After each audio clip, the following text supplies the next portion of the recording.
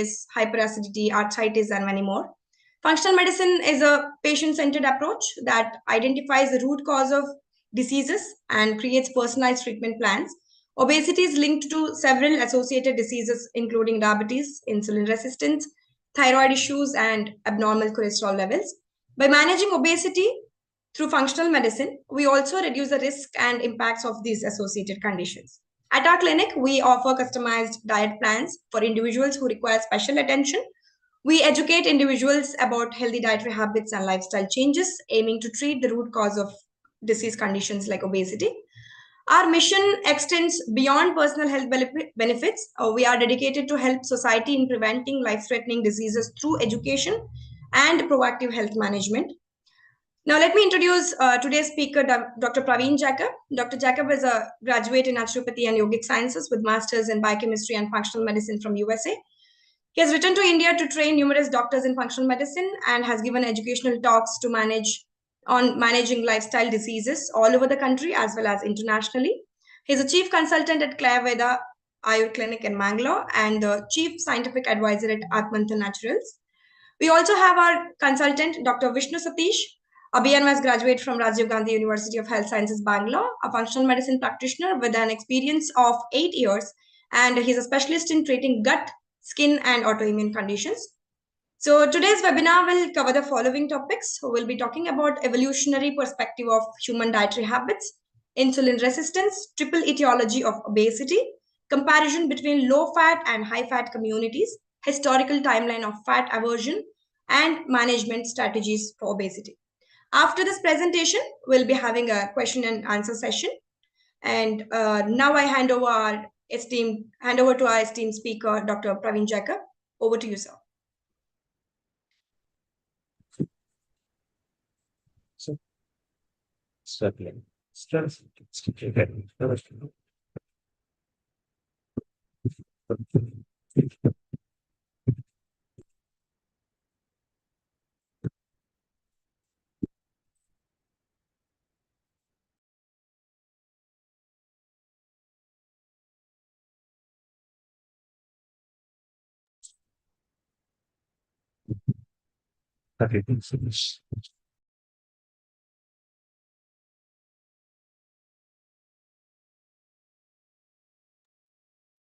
Look at that.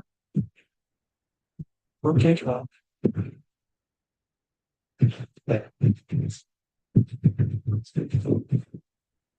Good evening to everyone. It's my great pleasure today to address you all about my favorite topic, the metabolic syndrome, obesity, and management of obesity from an evolutionary perspective. Because we do know that the prevalence of obesity is keep increasing today.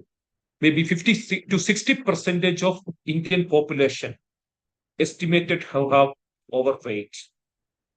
What would be the major underlying cause which driving the obesity epidemic today? We try to accuse to our genes. We say that our parents were obese, so I have inherited obesity. Maybe we accuse that our food habits, sedentary lifestyle. But the real driving factor is neither lack of exercise nor the too much calorie. The root cause of obesity is driven by a hormone called as insulin. Today, my major objective is to erase misconception regarding obesity and particularly regarding dietary habits. Let me start with the presentation. First and foremost, there is 4 segments. The first segment, I would like to talk about the evolutionary perspective of human dietary habits. Because unless we get a comprehensive information about our ancestors' diets, we cannot control obesity. There are numerous types of dietary approach: vegan diet, vegetarian diet, the fasting diet, or non-veg diet. Different type of dietary approach have been developed. But from the clinical experience over 20 years, I know there is only 2 types of dietary habit I found to be very effective to reverse obesity. The one is low carb, high fat diet. And second is intermittent fasting. Yeah. So why I'm speaking about the evolution? Because the people get frightened about fat and cholesterol. The moment we hear about the term, the cholesterol, we all presume that it's something equivalent to atom bomb or pesticides. But I would like to erase that fear. That's a very important step. So it's the psychological factor. So by speaking about or by addressing about evolution, all I hope all of you get convinced about the significance of fat in human diet.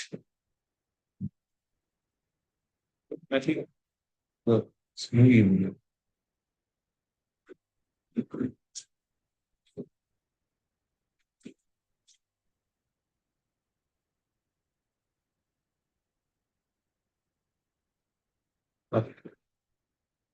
yeah, three types of macronutrients exist: the carbs, carbohydrate, proteins, and fats. When I deliver talk to public, general public or doctors, I will always ask a question: which nutrient is better for mankind, human being? Most of the time, I get answer protein or the carbs. Most of the people or ordinary man says to me that fats are very dangerous. Yeah, let me talk about the humans, the unique dietary habits, because the first and foremost, human being belongs to a family called as mammals. There are about 6,500 mammalian species exist in the planet today. Around 2,000 the land mammal and the 2,000 ocean mammals, aquatic mammal, or around 5,000 of land mammals. And we are one among them. So when the mammalian journey started, let me have we can have a glimpse about the mammalian evolution. The mammalian evolution started 60 million years ago. Prior to that, 200 million to 60 million, the planet was dictated by the the dinosaurs. There had been some mammals, very small type of mammals. Most of those mammals during the dinosaur period, which is called as Cretaceous period, adopted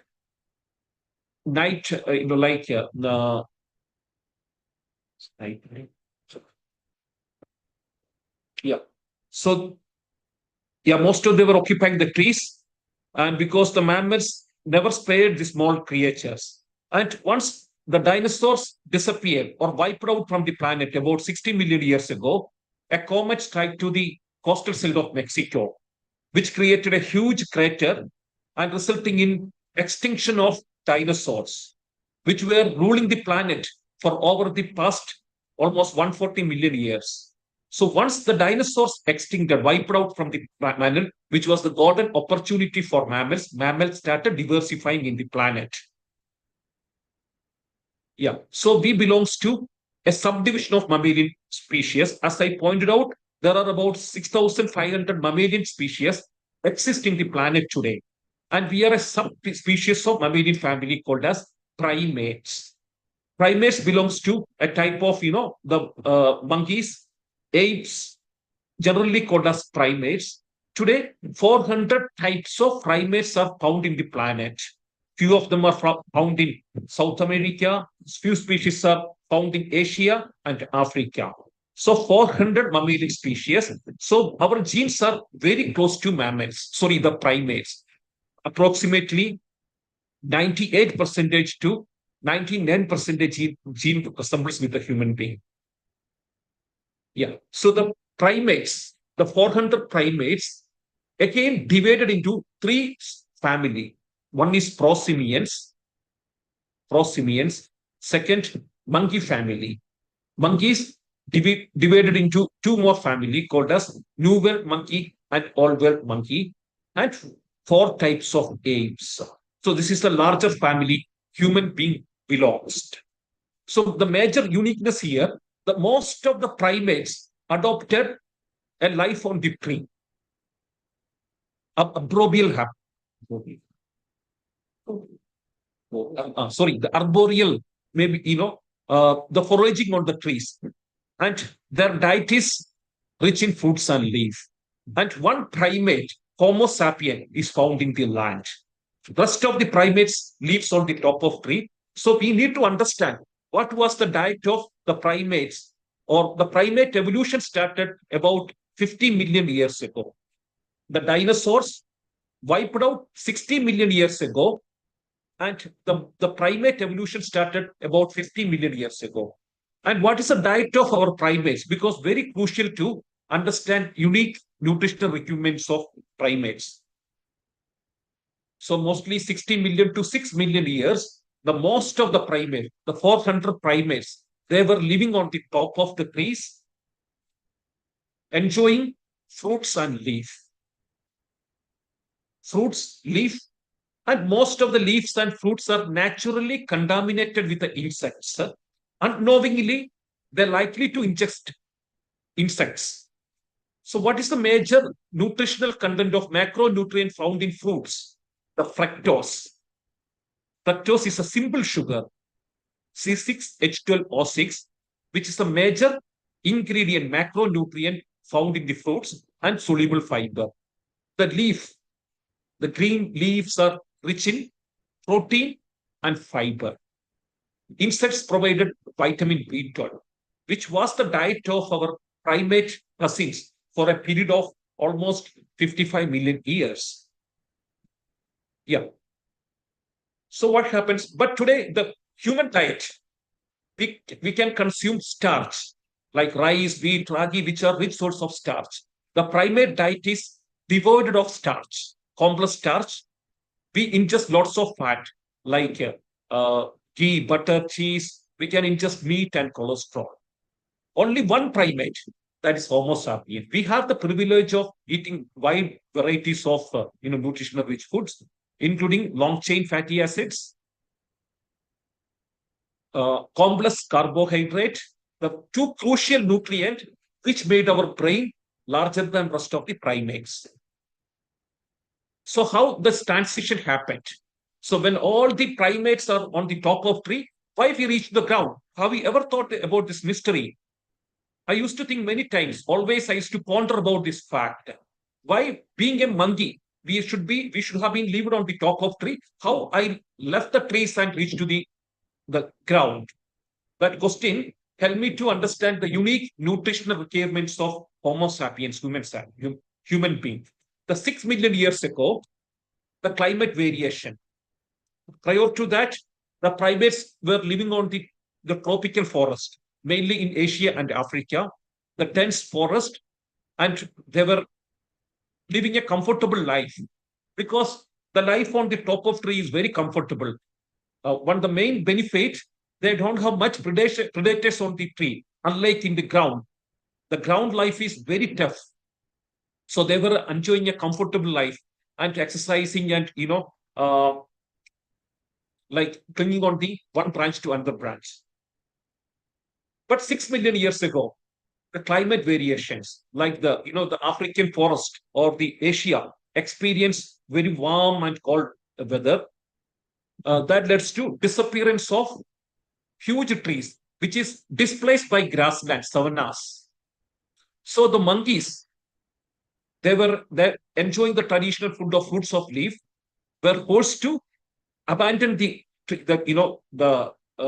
life on the trees, and they started living on the ground. The first monkey who left the tree and reached to the ground is Podus Ardipithecus ramidus. Lack of food, lack of fruits and leaf forced this monkey to leave the trees, and they started adopting a life on the ground. The name is Ardipithecus ramidus, the first monkey who left the trees, which was the happiest day of human evolution and particularly evolution of human brain. You see, when they left the tree, the brain size was hardly 350 cubic centimeters, cc. But today our brain weigh around 1500 cc. And you see all other monkeys still live on the top of tree. The brain size is less than 300 cc, maybe 200 cc is the average brain size of monkeys. What factors driven expansion of our brain in the ground? What nutrients? That's nothing but this transition. When they were enjoying fruits and leaf, which is rich in fructose and protein, brain size was very small. But when came to ground, they start ingesting lots of fat and cholesterol, which help them to expand their brain very rapidly in a short span of time. Maybe 6 million, like 6 million to today, the brain size from 200 cc, 300 cc expanded to 1.5 kg, which is one of the rapid evolution ever happened in the history of the evolution of the multiple species. Yeah, so on the ground, they displace the fruits and leaf with the nuts and tubers.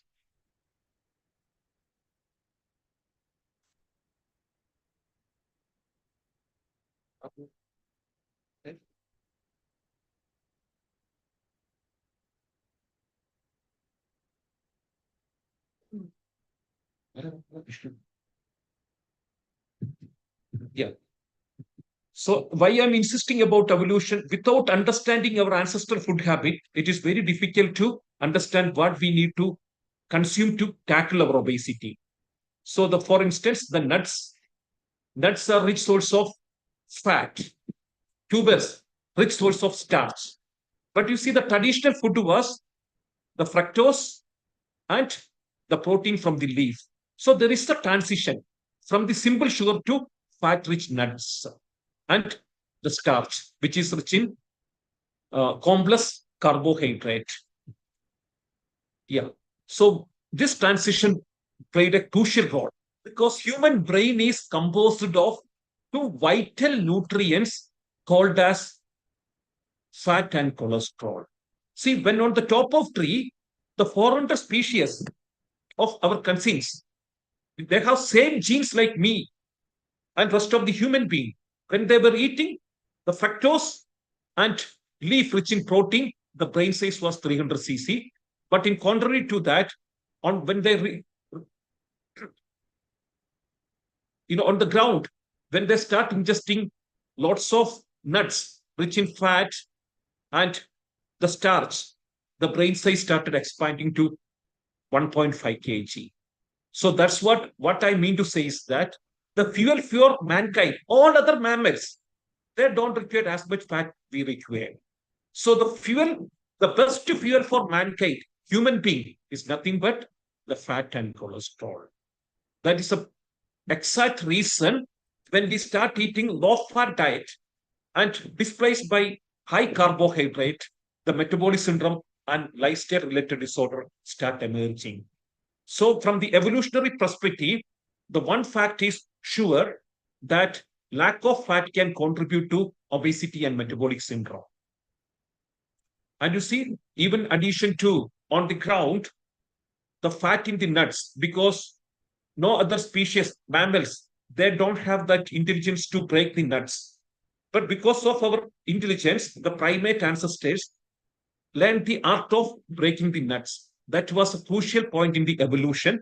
Once they learned and nuts are rich in two nutrients, fat, protein, and complex carbohydrate, which is the major content of nuts. And addition to that, and also the primate on the ground, they learn to break the bone marrow, the bones, which is rich source of bone marrow. Even bone marrow is a rich source of fat and cholesterol.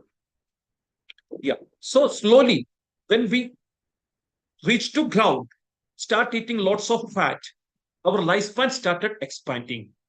Today, all our cousins, the primate, 400 primates on the top of tree, lifespan is limited to 20 to 30 years.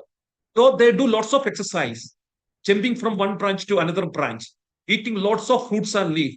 Lifespan is limited to 20 years to 30 years. But when we start eating lots of fat in our diet, our brain size expanded. Human being became more fatter. We became fattest primate in the planet.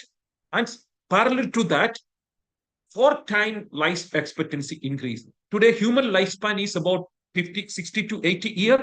But all other primate with the same genetical makeup, we only up to 20 to 30 years. That's what I told you. The best strategy to combat obesity, metabolic syndrome, and diabetes, adding plenty of fat and displacing fat by displacing carbohydrate by fat. Why human outlive apes? Human genes have adapted to inflammation, but we are more susceptible to disease of aging.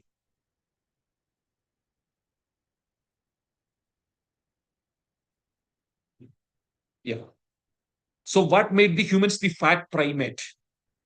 For instance, let me compare the fat percentage of human being with the rest of the mammals. The fat percentage of human female, 30%. The lifespan is 77. Human male, 20%. Lifespan is 70 years. Hippos, 5%. Chimpanzee, lion, 1%.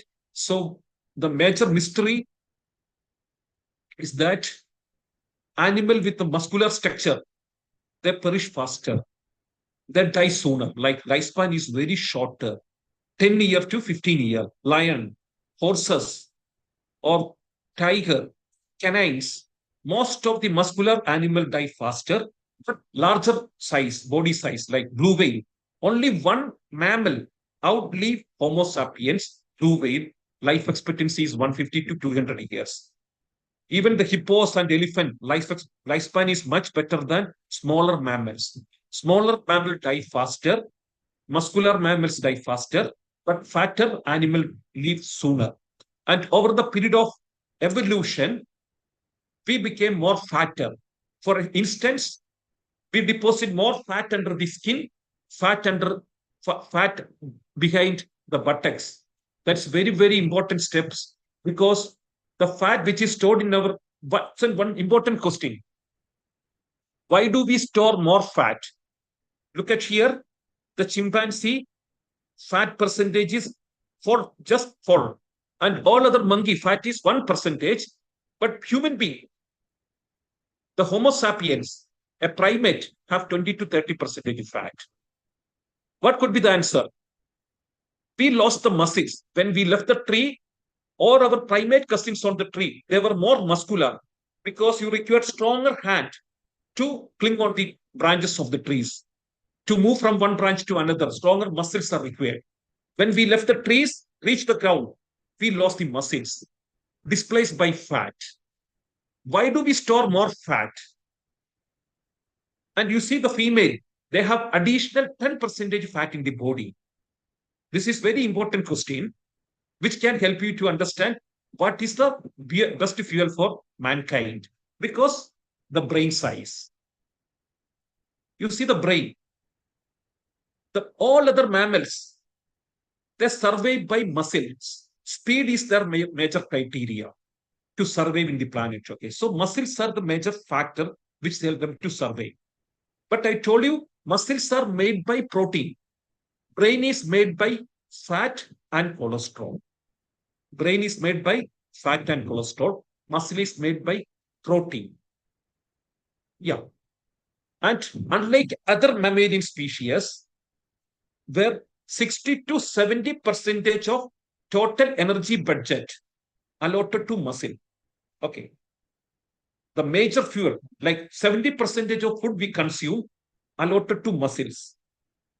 But in human being, 20% of total energy allotted to muscle, 50% to brain. But the mystery is that brain is very small, 1.5% of total body weight is the brain. 45% energy is allotted to the human brain.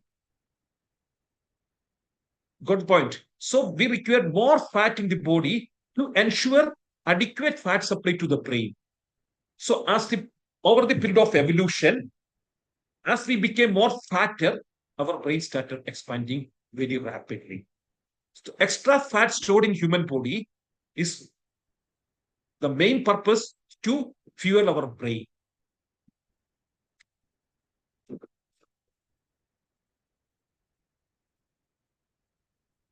Yeah, let me see the human breast milk, the profile of human breast milk, nutritional profile of, because that would be the best ideal diet for mankind, you see, because nature never can cheat you.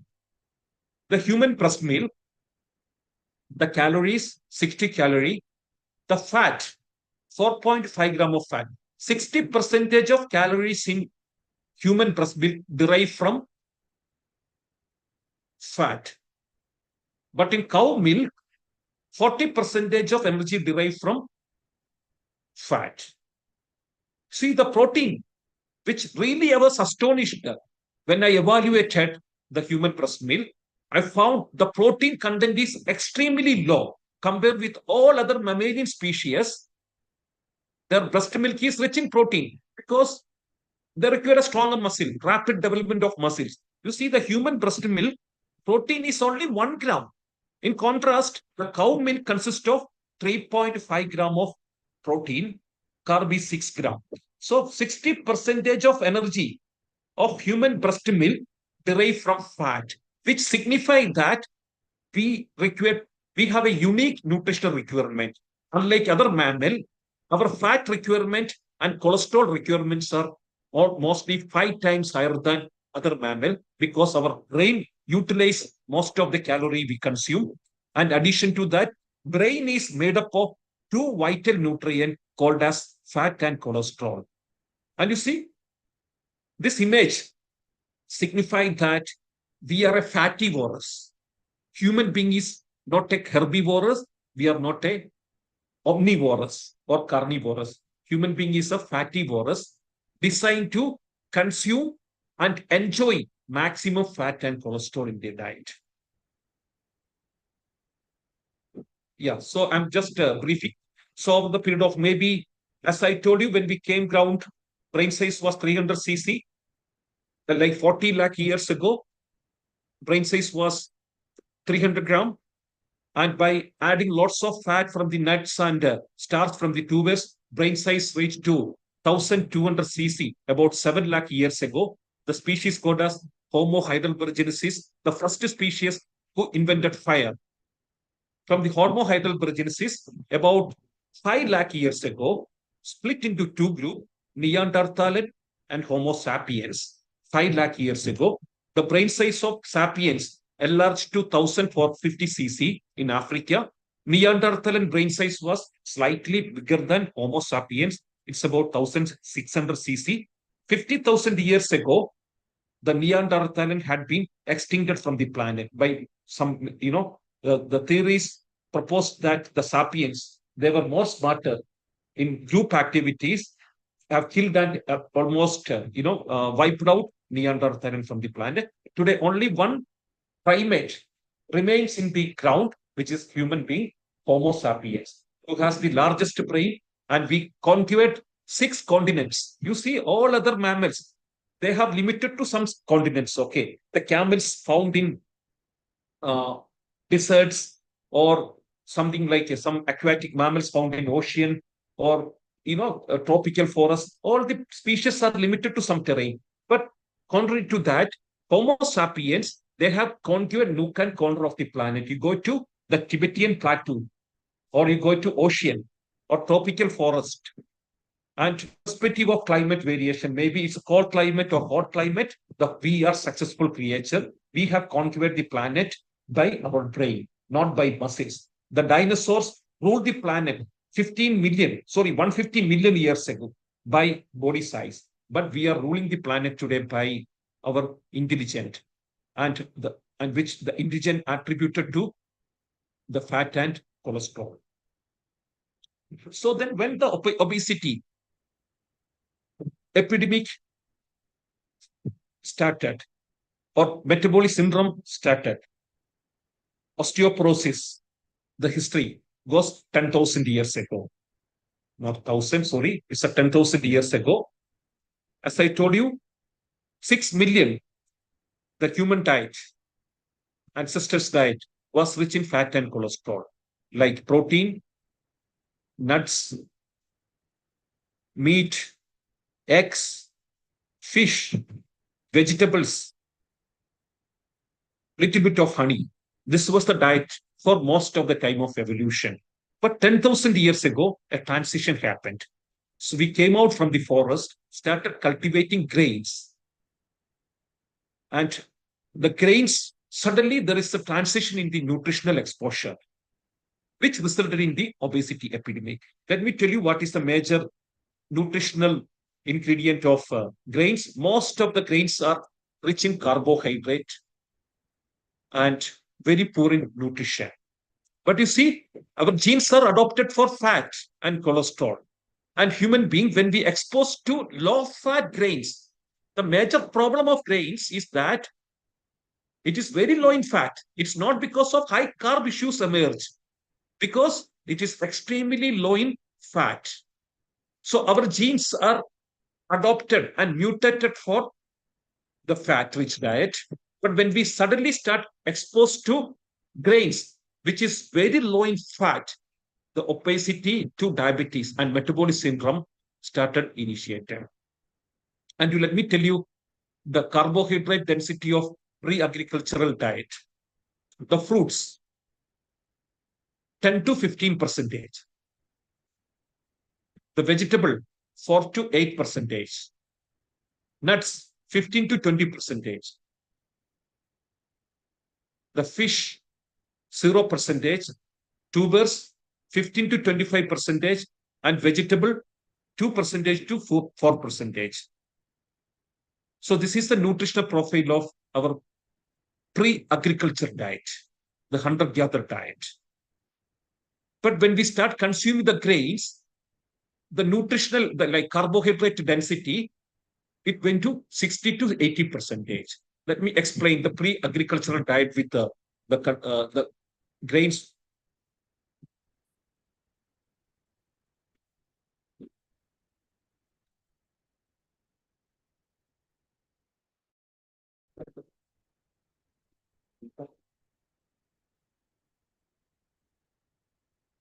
Grains in the nutrition. Sorry, I forgot to. Yeah, the most of the grains like ragi, 72% of carbohydrate, rice, 75% of carbohydrate, wheat, 72%, millets, 68%. Most of the grains are enriched with the carbohydrate. The range between 68 to 75%. But you see the pre-agricultural diet, carb is below 20%. So this is a major driving fact behind obesity. So our genes are exposed carbohydrate density below 20%. But when we start ingesting huge amount of carbohydrate, that led to abnormality called as insulin spike. Insulin spike is called as high glycemic index or glycemic load. You see, we have exposure to high cholesterol diet, high protein diet, high fat diet, high meat diet, different even Eskimos in polar region. They survived only by eating meat. But in India, vegetarians like Brahmins, they were eating lots of fat from vegetarian sources. Even some Neanderthalian in Europe, they were vegetarian Neanderthalian, deriving fat from nuts. But when we start exposing to the high carbohydrate diet from grains like chapati, rice, or wheat, it's unprecedented in evolutionary history. We never had that history of high carb intake because high carb intake is called as high glycemic index. It activates many hormonal pathways that leads to obesity. That's what I'm going to explain now. The high carb density stimulate insulin secretion or insulin spike. Insulin can enhance fast fat deposition, or insulin can speed up the conversion of carbohydrate to fat, which led to the obesity epidemic and metabolic syndrome. Example, the Brahmins, they were enjoying lots of ghee and coconut oil in India. None of them had obesity epidemic or diabetes or signs and symptoms of metabolic syndrome. But you see, I live in a region called as Sirsi, located on close to Goa. The major population dominated by Haveka Brahmins. And multiple times I visited their house and enjoyed their breakfast. I was astonished to see that amount of ghee they consume for breakfast, like 2 tablespoons of ghee, 2 tablespoons of butter, coconut chutney, and dosa. This is a breakfast for 365 days. But in rural side, despite eating huge amount of butter and coconut oil, and dairy products, none of these people have obesity or diabetes or metabolic syndrome. But you see their children, they left their ancestral village, migrated to Bangalore and Mumbai, where they stop eating traditional food habits. They stop eating ghee and butter, switched over to high carb diet like dosa, masala dosa, sweet and A to B, like the bakery items. Most of them developed obesity to cardiovascular disease. San Bushman, which is a tribal society, they inhabit the Sahara, the terrain called as Sahara, very dry climate, desert. The climate is very hot. They don't have access to grains, rice and wheat. Their staple food is mongo ongo nuts. Breakfast, lunch, and dinner consist of mongo ongo nuts. None of them have obesity and metabolic syndrome. Inuits, they never consume vegetables and fruits because the terrain is covered by ice. The temperature goes below 20, minus 20. They have access to marine mammals like seal and fish sometimes, and they are also called as caribous. Caribous are a type of deer. This is the staple food of this population. Many studies proven that healthiest heart ever found is for this population. They have lowest recorded cholesterol. So you see, the vegetarian consume fat, non-vegetarian consume fat from the animal fat. And irrespective of their dietary choices, none of these people have signs and symptoms of metabolic syndrome. And nut consumption decrease risk of sudden cardiac death in physician health study. So what I mean to say is that the fat can truly protect us. The best example, Indian paradox. Multiple times I spoke about this paradox, French paradox and Indian paradox. The French diet, let me compare French diet with the Indian dietary profile, like protein, 20%. In Indian diet, protein is 5%, fat 40%, and in Indian diet, fat is merely 10%, carb is 40, carb is 85% in Indian diet. The cholesterol is 250 for French population, and in India, cholesterol is below 200. Cholesterol is good cholesterol above 50 because of high fat consumption, directly related to good cholesterol. When you consume more fat, the good cholesterol goes up. When you consume more carbohydrate, the bad cholesterol, good cholesterol goes down. And you see, though they have more cholesterol, about 250, diabetic prevalence is extremely low. In India, 16%. But in French population, it's just 4%. Cardiovascular death, 150 death. Despite having more cholesterol, about 250, but they estimated to have only 150 death, cardiovascular death in 1 lakh population. In contrast, in Indian population, 400 death in 1 lakh population. This clearly demonstrates that the carb is the real culprit. That's what I told you. It's neither the cholesterol nor the fat contribute to metabolic syndrome and lifestyle-related disorder. The major nutritional factor is called as carbohydrate. How the carbohydrate drive obesity and cardiovascular disease? Just by two factors called as insulin resistant and hyperinsulinemia. So let me explain this mechanism. The high carb diet leads to high insulin secretion, and insulin facilitate fat storing. And also there is one more underlying cause called as insulin resistance. Now I'm going to explain these two mechanisms. Insulin model of obesity. First, let me talk about insulin resistance and visceral fat theory. How the visceral fat drive insulin resistance. So insulin model of obesity.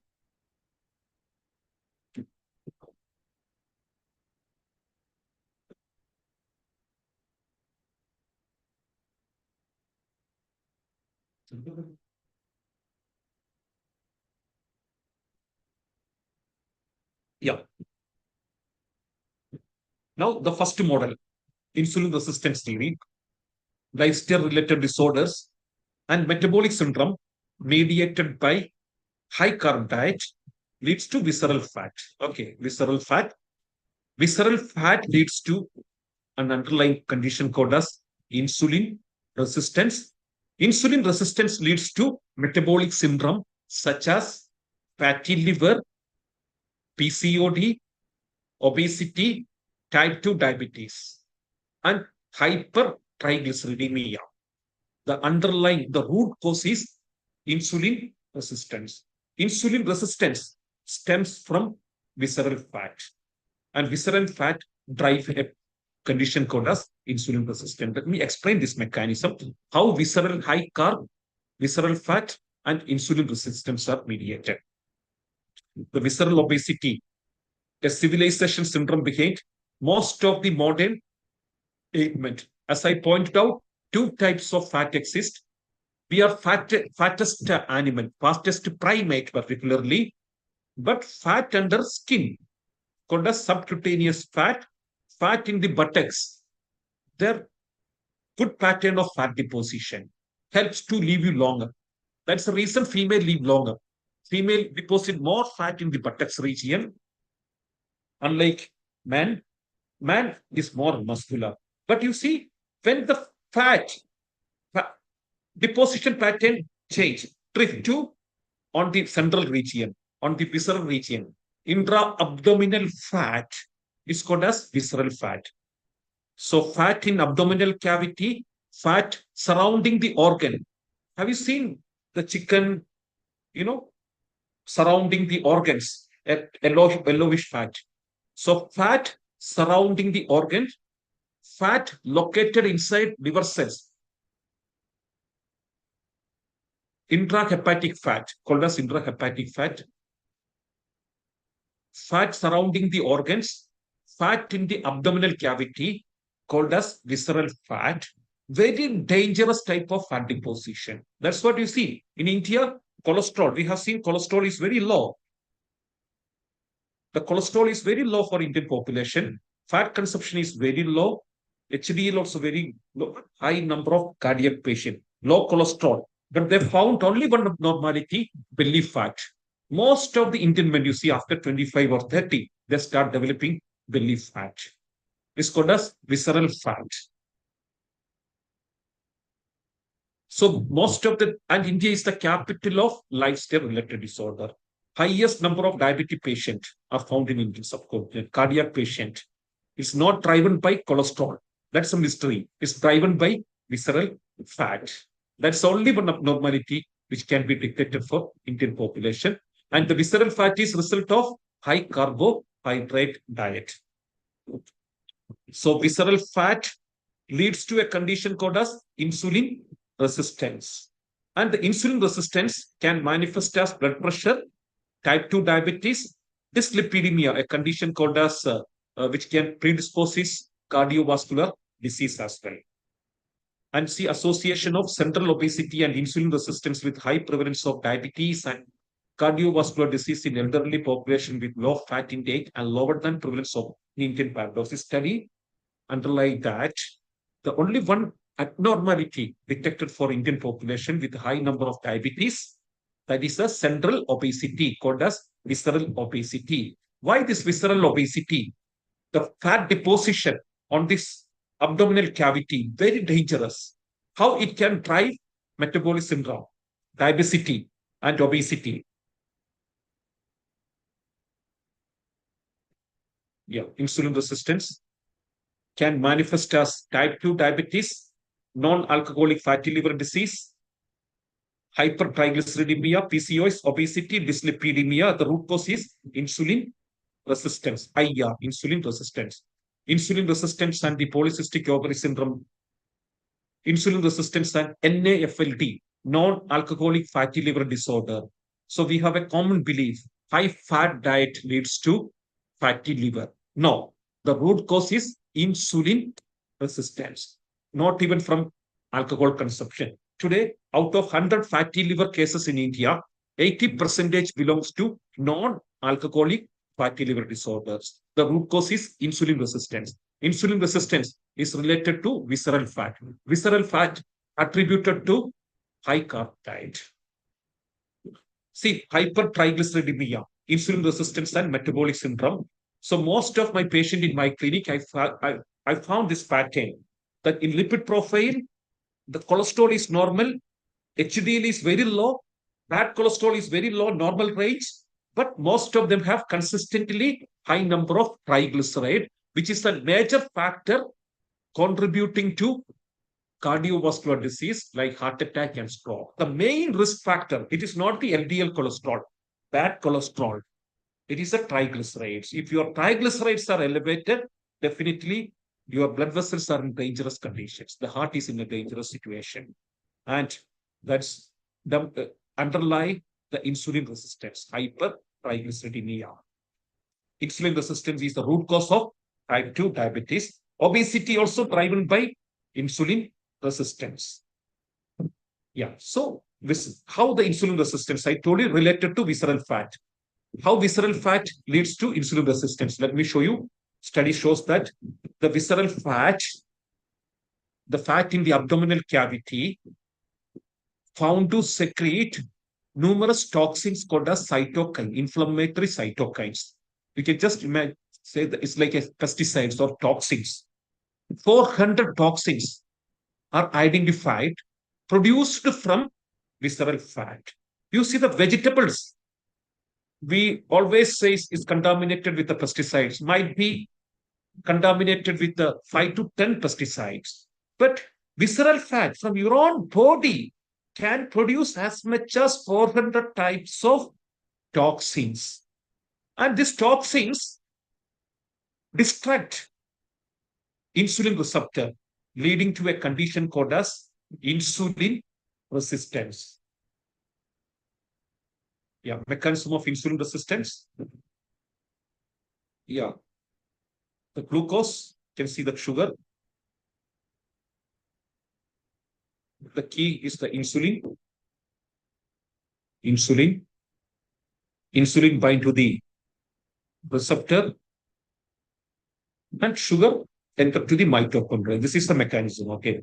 But you see the fatty acids, two types of doors exist in the human cell membrane. First door open with the help of, it's like a key and lock and key mechanism. Lock and key mechanism. Insulin is the key, open the lock, the door open, sugar enter. But you see fat and protein, they enter through different door. Second door, gliding door. You don't require lock and key mechanism. Without insulin, the fatty acids and protein can enter to mitochondria, where they're converted into ATP, energy. But you see the sugar from the chapati, that implies that the chapati or rice, ragi, or fruits enter through first door, which is regulated by insulin. But meat or eggs, paneer, ghee, butter, coconut oil enter through second door, a type of gliding door. So insulin resistant is the condition where the key supposed to fit into keyhole in order to open the door of cell membrane. But in this condition, the insulin is unable to bind with the receptor. The keyhole is blocked. Keyhole is damaged. So insulin is unable to open the door of cell membrane.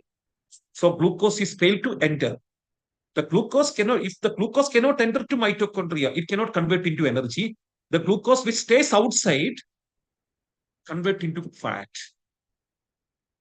or visceral fat. So now study says that this normal process is disrupted because the toxins from visceral fat, those 400 chemicals from visceral fat can damage the keyhole. So insulin cannot enter to the keyhole, sugar cannot enter.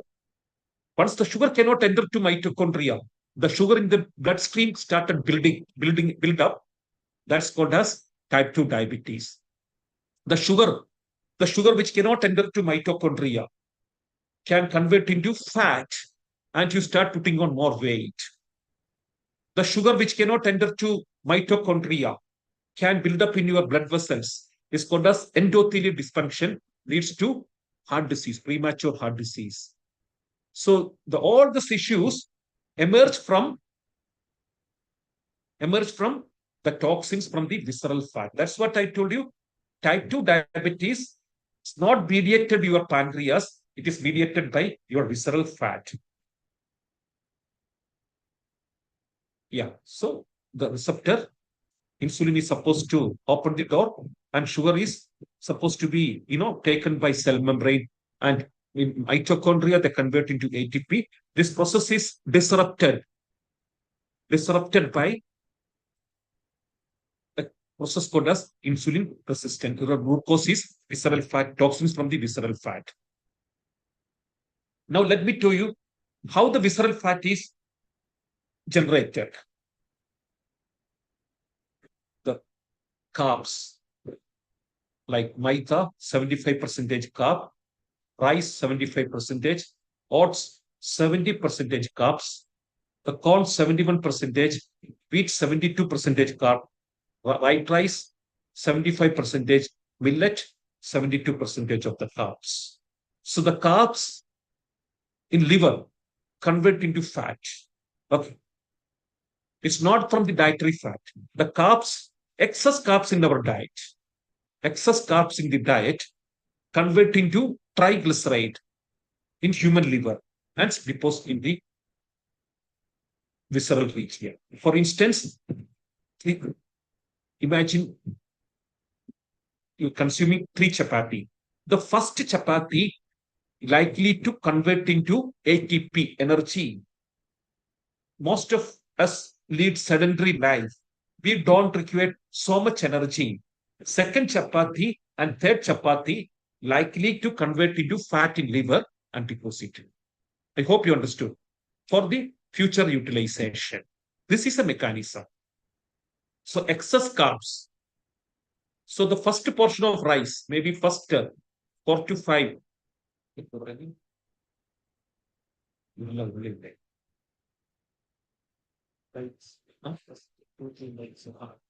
First 4 to 5 bites of rice goes to mitochondria, where it converts into energy. 6 to rest of the bites convert into fat. For utilization, that's what in India, we are the only one population consume huge glycemic load. You see, rest of the world population, they take rice or bread in a small quantity. They take lots of vegetable, lots of fat. The carb density is very low. That's the major factor here, driving visceral fat. So these are the 3 factors contribute to visceral fat. First, definitely excess carbohydrate. Second, refined oil. Third is sugar. So the first step to control obesity, remove these 3 nutrients. Abstaining from these 3 macronutrients is the first major steps to control obesity. Let me tell you how the first one, the high carb. Excess carb intake, whether it is from whole grain or millet, the excess carbs activate some pathway in human liver. Like example, conversion of grain into visceral fat. Grass fat is very low, 0.1%. But in milk, fat percentage is 4%. How it is possible? Cow consume grass, which is almost devoid of fat and cholesterol. Of sheep, mutton. Sheep consume grass devoid of cholesterol and fat and produce meat very rich in cholesterol. Mutton is very rich in cholesterol. So that implies that fat and cholesterol, these 2 nutrients, usually produce in liver, utilizing raw material. For the cow to produce fat, milk, butter, or ghee, the raw material is glucose in the grass. The glucose in the grass entered to liver of cow, where enzymes naturally convert it into fat, not from the diet. Same thing happened here. How the grass converted into ghee.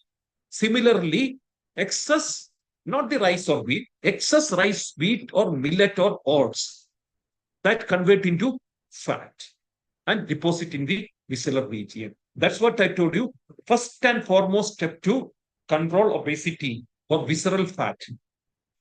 or a surgical strike to trim the visceral fat, remove the carbohydrate, or reduce the quantity.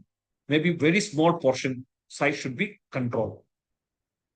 High carbohydrate diet induces hepatic insulin resistance to protect liver from substrate overload. Next, sugar intake to fat conversion. You see, we have seen the carbohydrate, rice or wheat, their glucose. Structure of glucose is C6H12O6. C6H12O6. And you see the sugar, fructose. Sugar is nothing but fructose. Same structure, precisely same structure like glucose, C6H12O6, which is a structure of fructose. Okay.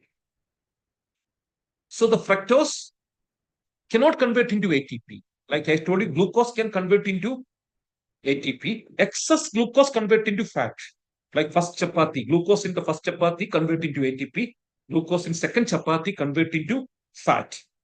But fructose cannot convert into ATP. That's the consequence of the setback of fructose. The fructose directly convert into triglycerides, fat. So one of the major factor driving obesity, it is not the low fat diet, it is the high sugar diet, which we adopted after 1960. Mitigating factors and metabolic mechanism. The chronic liver, the fructose utilization has also fascinated metabolic researchers. 90% of fructose is uptaken by the liver and converted into fat, not into ATP. So all food rich in sugar, fructose, can contribute to. That's why even during weight loss regime, should not consume fruits as well. Next is refined oil to fat conversion.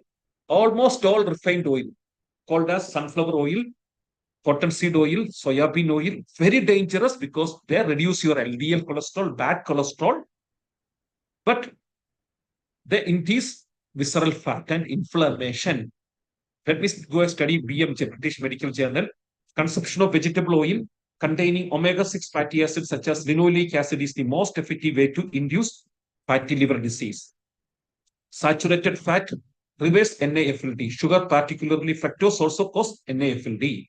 And omega-3 fats and medium-chain triglycerides are beneficial because almost all refined oils are rich source of omega-6 fatty acids, highly inflammatory, that induce fat deposition in visceral region.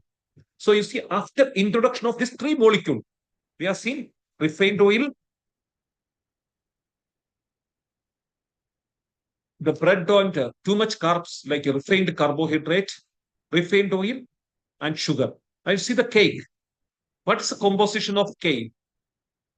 Cake is composed of same sugar, refined oil, refined grain, maida. Even white rice is same, okay. Maida and white, like the white flour, the rice flour, both are same, not any different from the nutritional perspective.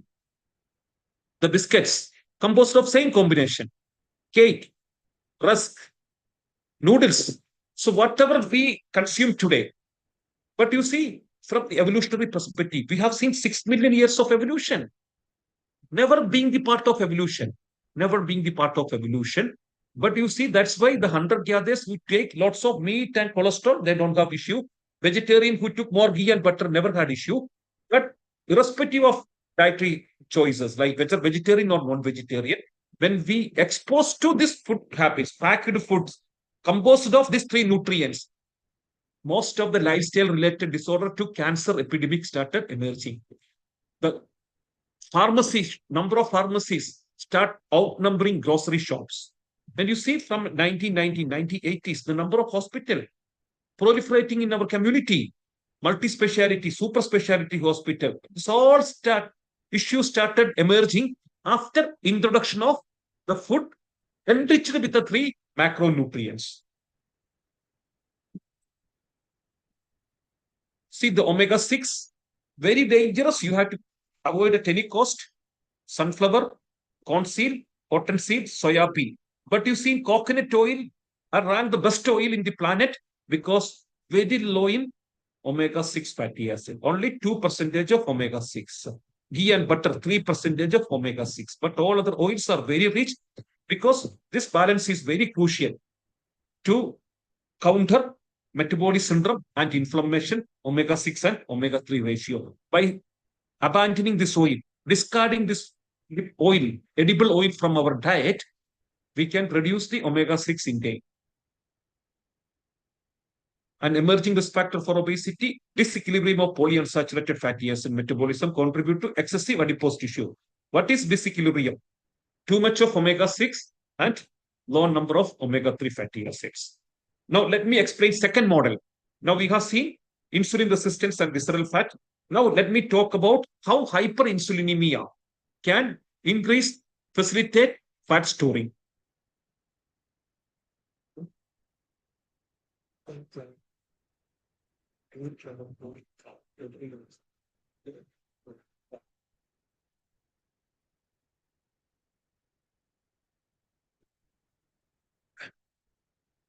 Now, let me talk about hyperinsulinemia, how hyperinsulinemia can leads to fat storing.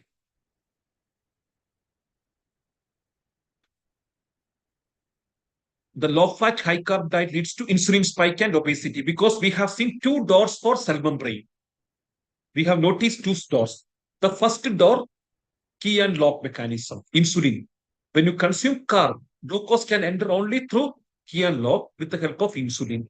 But fat and protein through second door without help of insulin. So the major concern here, when you take low fat, high carb, invariably insulin secretion is facilitated. It's called as insulin spike. So insulin has got multiple purpose. The one of main objective is to drive glucose to mitochondria, and insulin also called as lipogenic hormone. Like insulin facilitate conversion of glucose to fat. Insulin is like a grandmother. You know, insulin is similar to our grandmother. Grandma had the tendency to store everything, my grandma, because I hail from a village in Kerala, Calicut district. My grandparents were rubber planters. We had a rubber estate. You know, my grandma, whatever my father or brings sweets or, she's trying to keep everything inside cupboard. Insulin is same characteristics. Insulin tends to store everything. You eat anything, fruits or vegetables or meat or fish or rice, insulin has the tendency to store all these nutrients to cupboard fat cells. That's what the keto diet benefit. When you take keto diet, the insulin drops. Insulin drop, the doors of storehouse open. Okay, keep the two doors. Insulin lock the doors of muscles or kitchen. You can imagine two destinations for the fuel in like our house. Either it can go to kitchen where we utilize, we combust it into energy, cook the food with the help of, or you can store this fuel, firewood to storehouse. Two destinations. Similarly, we have two destinations. One is our mitochondria, the kitchen. Second, fat cells, the storehouse. So whatever food we consume eventually goes to two destinations, either to kitchen, mitochondria, or it goes to adipose tissue, the storehouse. Insulin close the door of kitchen and open the door of storehouse, fat cells. That's what it drives the obesity. I told you the main factor behind obesity is insulin spike. So that's what the benefit of keto diet. When you consume keto diet, insulin level likely to drop, resulting in demobilization of mobilization of stored fat from the adipose side. The doors of when you insulin drop, the door of storehouse are likely to get opened. Mobilization of fat from storehouse, adipose tissue, fat cells back to mitochondria.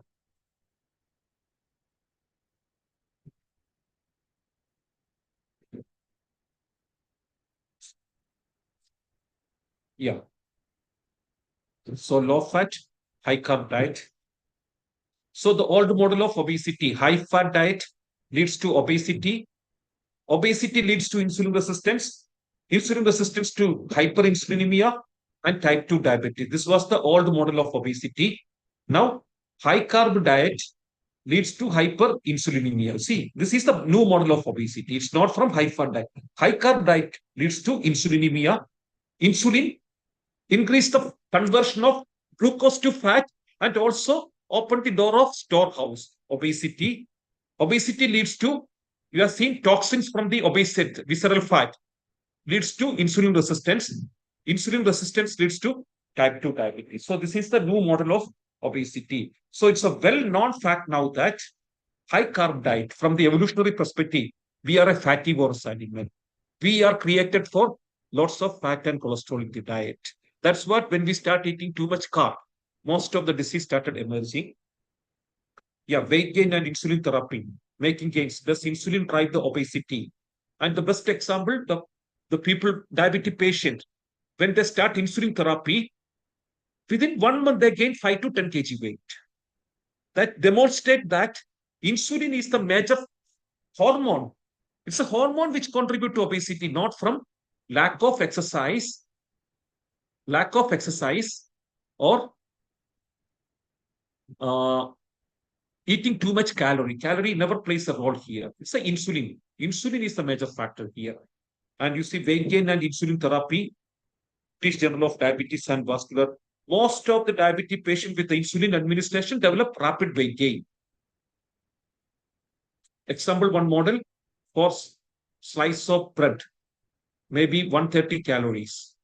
1 tablespoon of ghee, 130 calories. You see, when you take this 4 pieces of bread, the butter is it's not the butter, just 4 pieces of butter. The calories are same, but you see the calorie from the ghee unlikely to end up in mitochondria, the storehouse, because insulin is required. When you consume ghee, rich in fat, insulin secretion is declined, diminished. But same 130 calorie from carb, increase insulin secretion, insulin facilitate storing of the fat. Action of insulin on deposition of glycogen and storage of fat in adipose tissue. See, the influence of intensive diabetes treatment on body weight and composition other with type 1 diabetes in diabetic control and study. So major studies, low fat dietary pattern and weight change over 7 years. They found that low fat diet, when they restricted calorie, we see the fasting or low fat diet.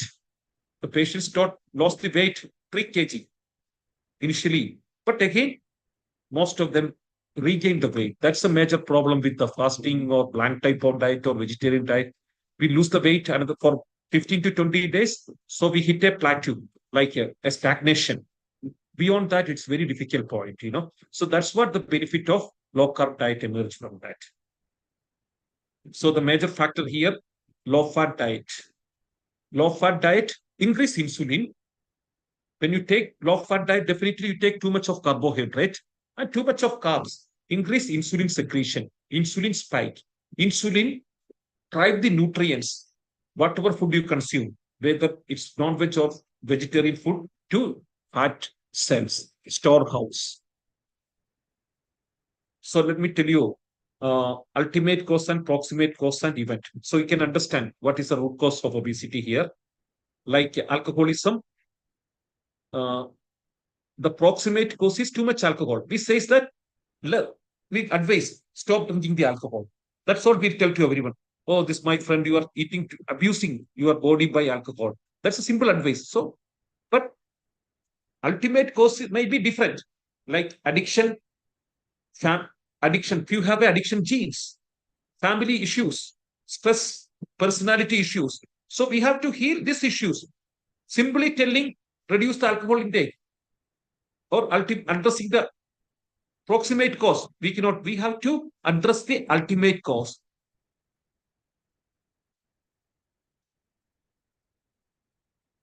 Like plane crash. Example, plane crash. the proximate cause is too much gravity, definitely plane fall because of gravity. But the ultimate cause is human error, might be weather changes or hitting with the belt. So we have to always think about ultimate cause. So in obesity, we have a proximate cause that we tell he's eating too much. He's eating too much. He's eating too much, watching TV, or he's leading sedentary life. That's all we advise them. So we always tell go to gym. That we are addressing only proximate cause. Ultimate cause is not too many calories, the unspoken accusation that you are eating too many calories. But the root cause is insulin. That's what we cannot accuse. Before, I used to think that my obese patients are lazy. That's what they are developing. No. The modern diet, the industry, the food industry, and medical industry designed the food in such a way that there should be insulin spike. And unknowingly, that led to obesity. We are victims. Obese patients are victims of the food which is designed to increase the insulin very rapidly, like white rice, the powder. You see, the ancestrally we used to powder with the mechanic.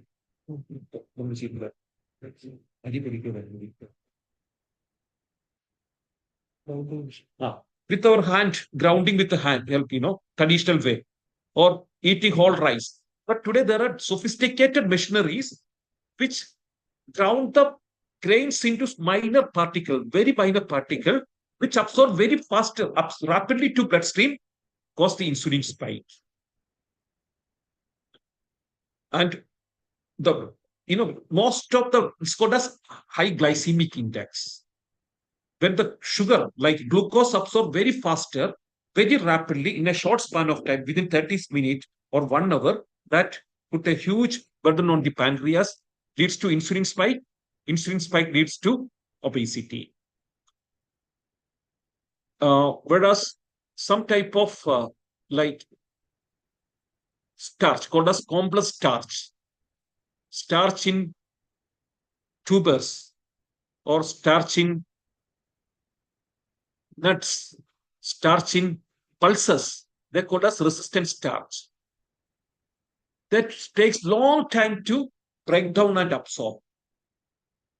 So which can counter insulin spike. But carbs in refined grains,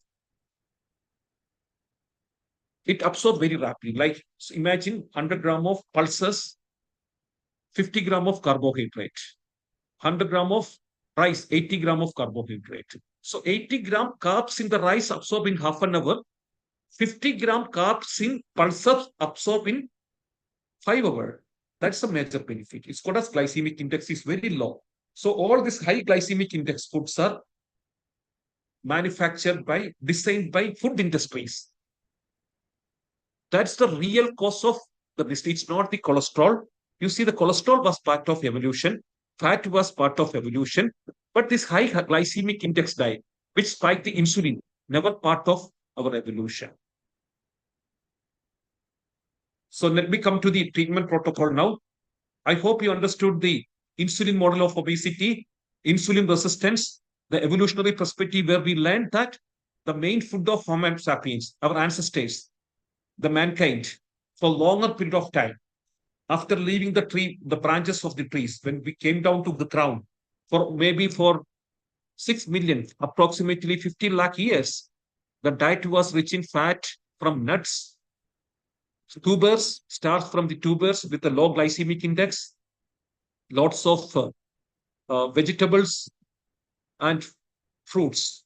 But 10,000 years ago, the transition took place. We started exposing to grains. Grains are rich in carbohydrate.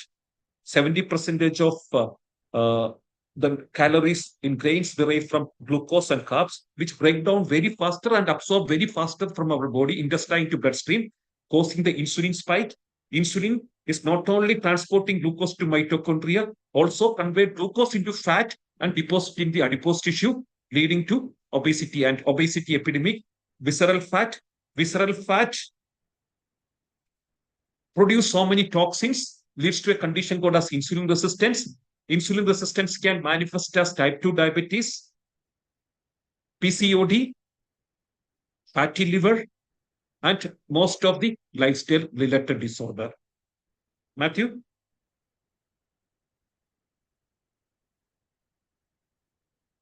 Matthew? Matthew?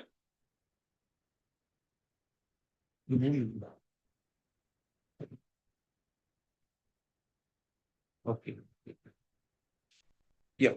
Even in 1796, William Banting. Today, the diet, in Britain, people ask, are you banting?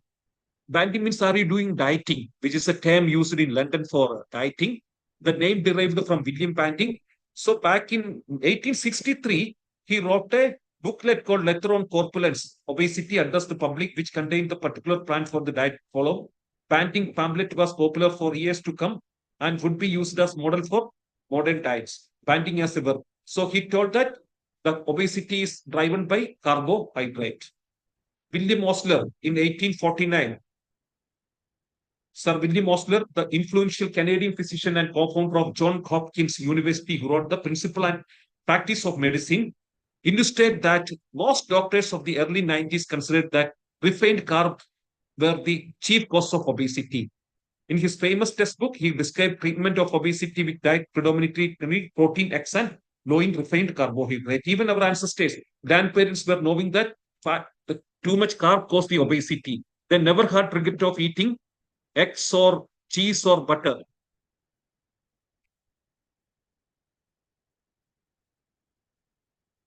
But see, we got the frightened about the fat because of a study published in 1970 by a fraud scientist. I will attribute most of our miseries of mankind today. We exposed, we suffer like obesity to diabetes and the complication of diabetes. We can attribute to this fraud scientist.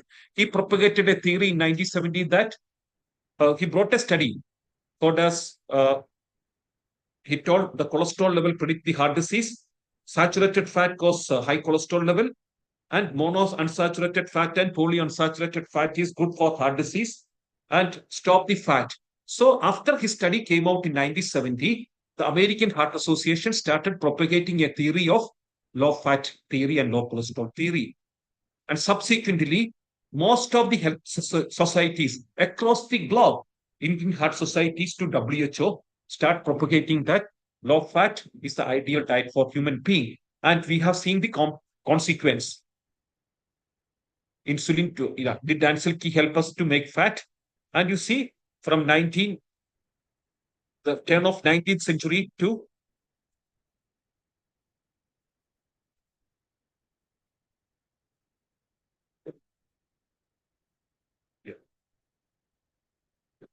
so from the after this theory came out to limelight 1970-60, the obesity heart attack death rate started skyrocketing after the low fat diet is adopted.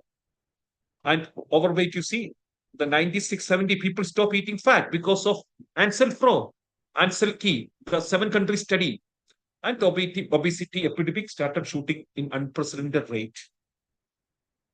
The major macronutrient shift in US 1965. Because of this study, carb consumption went up by 30%, fat is down by 25%, and most importantly, saturated fat consumption remarkably reduced by propagation of all the study. And same time, the world became obese. 50 to 60% of world population became obese. Obesity started. Almost all lifestyle related started emerging after adopting this guidance. And the American, I don't have statistics from India, so I have collected from US. The fresh fruit consumption increased by 35%, red meat reduced by 28% because they thought that it is rich in fat and cholesterol. Veg production 20%, egg production consumption reduced by 13%. But you see, the same time, the heart attack rate increased. Yeah, so refined oils, even the sugar intake consumption was increased so much. Milk consumption reduce, dairy product, the dairy fat, butter and cheese consumption reduce drastically. The butter consumption, you see, reduced from 20 pound per year to 5 pound per year. But dalda, margarine consumption increased same time from 99. So that's what I told you. Vegetarian reduced consumption of dairy products, dairy fat, milk and dairy fat. Non-vegetarian reduce the consumption of red meat rich in cholesterol and fat, and also eggs, which is rich in cholesterol. Milk consumption and overweight has been, this all because of low fat-free, low fat diet. See, the main advertisement was whole grains. That was the trend. Whole grain protect your heart. That was the trend, Even I remember remain my childhood, like when I was into 10th standard, even my, most households were preferring for whole wheat bread. This trend started in 90s or 95. Everywhere advertisement, fat-free, low-fat milk, fat-free milk, reduced fat. That was the major trend. Skim milk, fat-free milk. But 1984, the cholesterol caused heart attack, which was the headline of Time magazine. But in 2014, they told eat lots of butter, which protect your heart. There is a U-turn in their recommendation. Lifespan of human being with lots of fat and cholesterol, 77 years. Lifespan of our cousins, primates with a low fat and cholesterol, 30 years, which demonstrate. And you see the most important step we remember, the breast milk nutrition. So dear friends, please adopt this pattern, because human breast milk is composed of 60, 10, 30%. This is the amazing nutritional package profile. I help thousands of diabetes patients to control their diabetes. If PCOD patient adopt this profile, because the breast milk is the best profile which we are supposed to follow. That never can cheat you. As the human breast milk contains 60% fat and 10% protein and 30% carb. Same pattern for long run to maintain your health, but initially 3 to 6 months to lose the weight. Even you should reduce the carbohydrate to less than 10%. So let me tell you the dietary pattern to be followed. I'm going to explain the diet chart now. The typical Indian diet, 80% carbs and 5% protein and 15% fat. So this is the diet I propagate to reverse. It's type of ketogenic diet.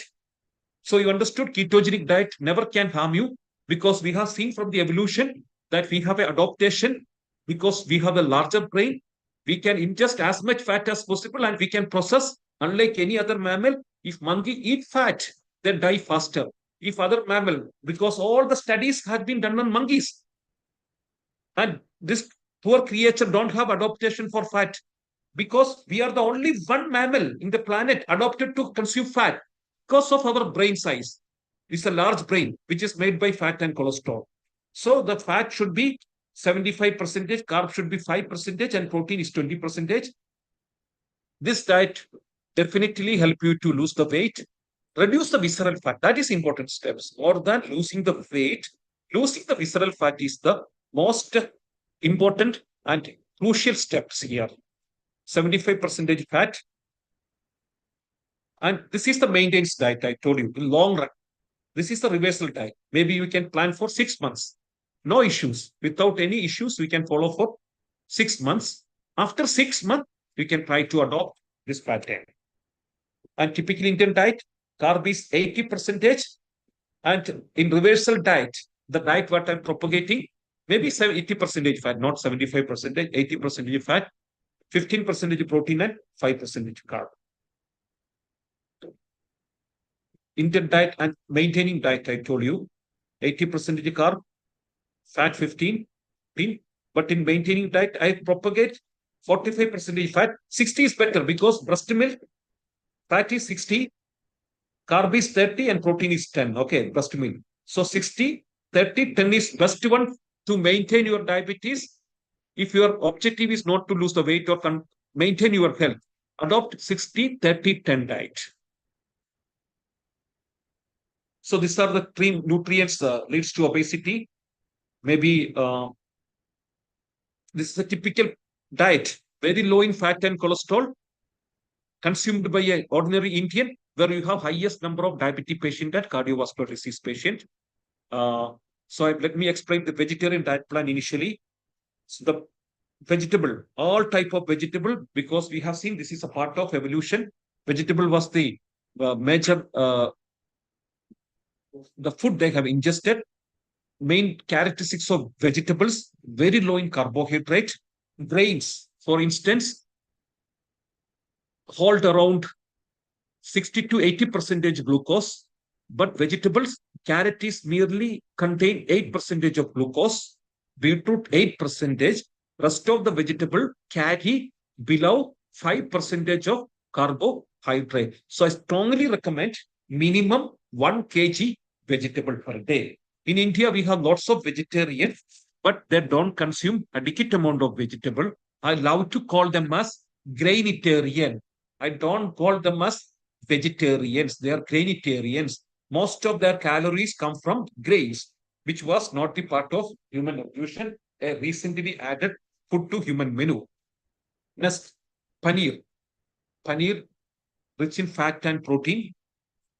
Maybe I recommend around every day 100 gram to 200 gram, because very difficult for vegetarians to get right amount of protein, because traditionally they used to get lots of protein from local cows, Deshi cows,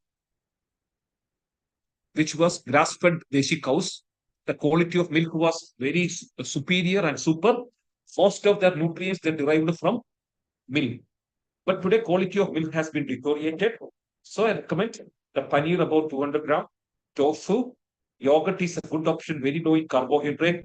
A cup of yogurt, 200 gram of yogurt contain just 5 gram of carbohydrate. Next, lots of nuts and seeds. We have seen the human ancestors, when they left the tree for longer period of time, their chief diet was nuts. Nuts has multiple benefits. First benefit, low in carbohydrate, rich in fat. Second, it increases good cholesterol. Third, it helps to control your inflammation. The best snacks for your heart.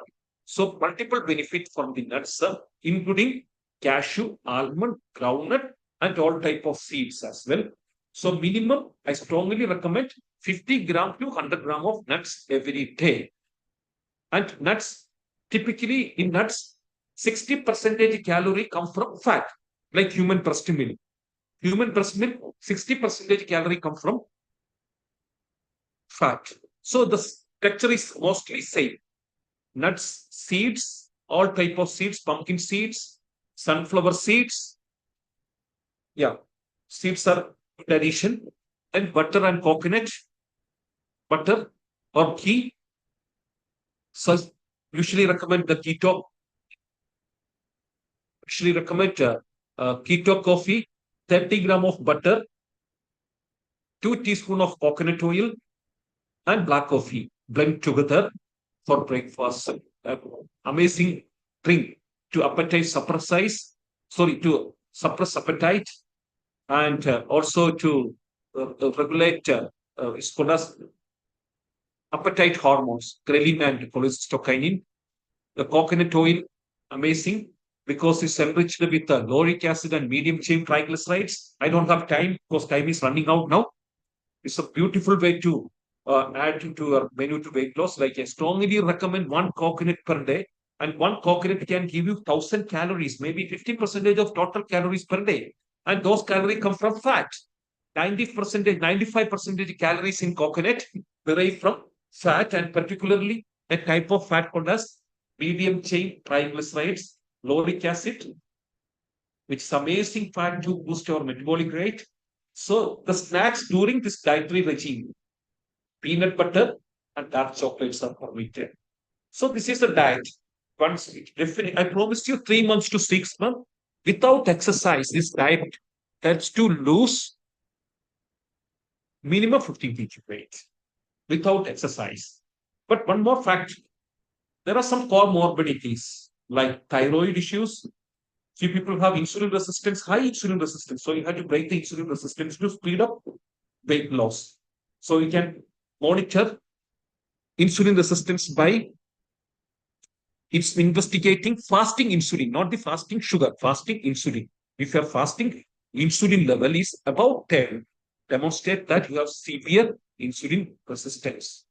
So people with the cardiovascular disease, if they're on medication or if they're on thyroid issues like or insulin resistance, definitely we can extend the help. You require a personalized diet approach there. Not this is a general diet. If you have a just overweight, maybe 5 to 6 kg without any health issues, without any consulting doctor, you can adopt this diet.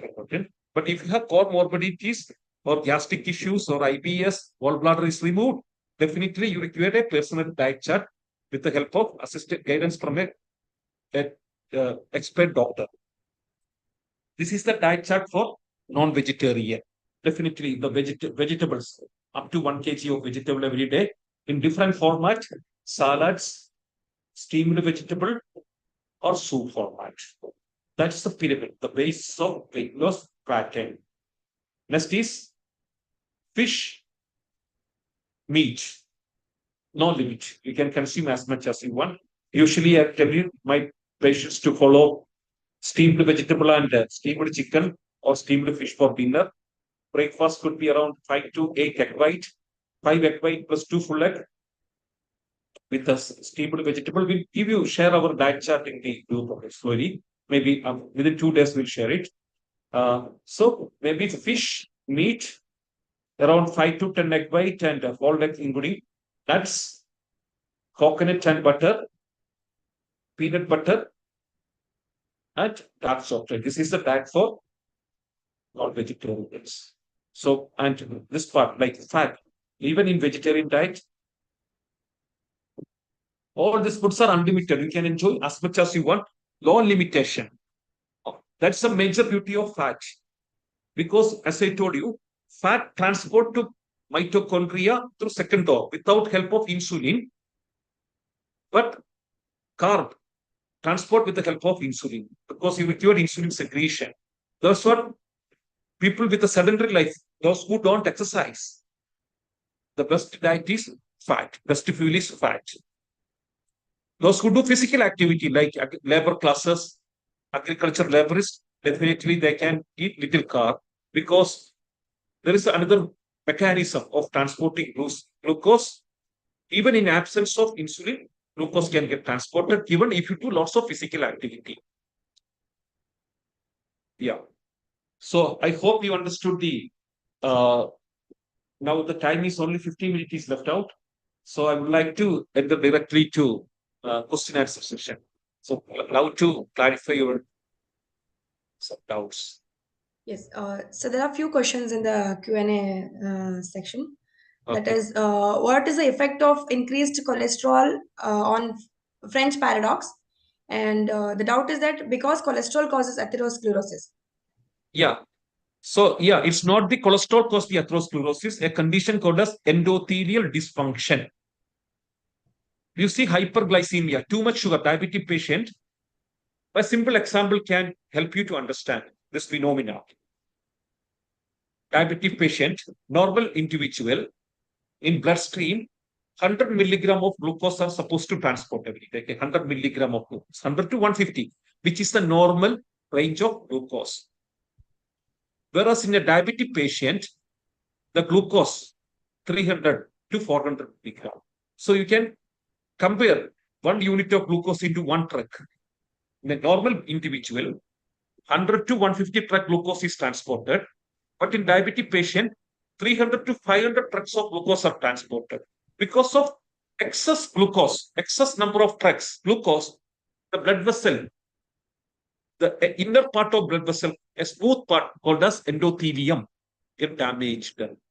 So this cracks, which is induced by too much of glucose, attract cholesterol, and cholesterol start depositing in these cracks. So cholesterol is an innocent bystander. Cholesterol is definitely invariably found in atherosclerosis, but it is deposited by other factors, not even like tobacco. Example, tobacco, rich in tar and nicotine, like different type of chemicals. So there is so much tar is found in tobacco. The tar is like a gummy gummy substance deposit in the endothelium, inner part of blood vessels, and cholesterol stick to that gummy tar accumulated in the endothelium. Got the point here? So cholesterol is not I will deliver a talk on cholesterol and atherosclerosis in different occasion. It's a very long topic. But cholesterol never induced atherosclerosis. So we have a next question, which is how to manage weight gained due to steroids. Oh, weight gain. Yeah, you stop the steroids and adopt this low carb diet. Same diet pattern. Okay, hope the doubt is clear. And there's also a question asked that what could be the one best alternative to replace sugar? See, there are so many studies. Stevia is a natural sugar, stevia. Unlike other artificial sugars, stevia is taken from a plant. Stevia would be what option. So many studies have been conducted from past 5 decades. No studies ever found any consequence of stevia. Stevia would be the ideal replacement. Okay, so we have next question, that is what is the role of protein in obesity? See, protein never causes obesity, but too much protein is bad. Like it's called as even Eskimos. Have you seen Eskimos? Eskimos diet. Like caribou Inuits. I've shown a pics of Eskimos in Arctic region. They consume marine mammals, meat 100% meat-based diet and fish-based diet. But those fish and meat contain 80% derived from fat, not from protein. So the lean meat consumption, excess lean meat consumption, if you consume above 100 grams, definitely that has some consequence to our health. It's not that good. But definitely we require 1 gram protein per kg body weight, or you can go for 2 gram protein per kg body weight. My weight is 78. So I can go for 160 gram of protein maximum for 3 months. Usual recommendation is 1 gram per kg body weight. But most of the Indian consume less than 0.5 gram per kg body weight. Fat is the best option. It's not the protein. I hope the question is answered. And we have the last question for the day, sir. So if someone is already having high visceral fat, how to reverse the insulin resistance coming from that? And can we measure insulin resistance directly? Yeah, insulin resistance can measure by fasting insulin. Fasting insulin is the best method. So you see the major driving factor of insulin resistance is visceral fat. Visceral fat that's only one way. It's never, you see the people go for morning walking. Thousands goes for morning walking. No one lose visceral fat by walking. Many goes to gym. They build body mass, upper body mass. So they develop stronger muscles, musculature structure. But visceral fat is very stubborn. That remains exactly same way. But this diet, what I spoke to you, low carb diet, is an incredible way. Without exercise, without physical activity, one can boost the visceral fat, trim the visceral fat by same diet chart what I explained to you. Vegetable and protein, remove all type of carbs from the diet. Okay, so I think you're done with the questions which are important. And also, if you're asking that can we use honey and jaggery instead of sugarcane, or honey can induce insulin resistance? No, you see, honey can be used. That's not a bad thing actually. But once you have visceral fat developed already, honey will hamper this process. So you should strictly avoid, even you see the fructose from the honey, fructose from the jaggery, or fructose from the sugar. Our liver cannot distinguish. It's the same chemical formula, C6H12O6. Liver cannot distinguish that it is from honey or jaggery. It will convert into fat. So better you stop all type of carbohydrate, sugar, sweets for a span of 3 to 6 months. Once you remove the visceral fat, lower the insulin resistance, you can steadily and slowly introduce the fat into you. Okay. So we have one more question, sir, that how stress can cause insulin resistance? Stress? Yes. Stress, I don't think so, because it's all dietary factor, no dietary factor like visceral fat. If you don't have visceral fat, definitely you don't get insulin resistance. That's a different aspect. Visceral fat and insulin resistance is totally related to dietary abuse. Like we are putting wrong fuel too. It's like if you put the petrol to diesel engine, the engine get damaged, no doubt. No doubt, same thing happened here. We are putting wrong fuel. From the evolutionary perspective, for 6 million, we put some fuel. From past 10,000 years, we start putting different type of wrong fuel. And particularly from past 50 years, we start putting all the fuel which is generating from factories, like industrial foods, packed foods. That's the root cause. Okay, I think we are done with the questions, sir. So, as we draw this enlightening session on obesity to a close, I want to extend my deepest gratitude to Dr. Praveen Jacob for your insights on managing obesity with functional medicine. And special thanks to the backend support team for their crucial role in organizing and ensuring the smooth running of this webinar. To all our attendees, thank you for your active participation and engagement. Your presence and contributions have made this webinar a success. Let's take what we have learned and use it to improve our health together. Thank you all once again. And have more, a good night. So we are running a hospital in Mangaluru called as Clair Veda, which is the first functional medicine center operating in Mangaluru. So where we address the root cause of the issues, like in a migraine, for instance, migraine is mediated by a bacteria in stomach called as H. pylori. Psoriasis by gut toxins from the gut. Undigested food produce so many toxins in the gut, and that leads to psoriasis. Like we are seeing type 2 diabetes, root cause is visceral fat. Similarly, we are empowered and trained to identify the root cause and eradicate this disease by using herbs and dietary modification. That's called as functional medicine. And so we have started a center opposite to Mangalore. So also, if you have come across someone with an incurable disease like psoriasis or rheumatoid arthritis, where you don't have any cure, definitely we can help you to this. Opposite to Colaco Hospital.